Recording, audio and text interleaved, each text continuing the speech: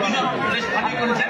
এবার আমরা কাকে প্রথম করতে পারি এই 4 জনের মধ্যে থেকে কে হবে ঘিরে আমরা এই মিউজিশিয়ানদের আগের একটা লাইন দিল কে প্রথমত মেয়েটা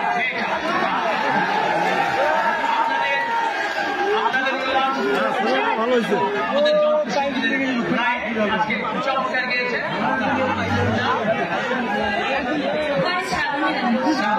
তার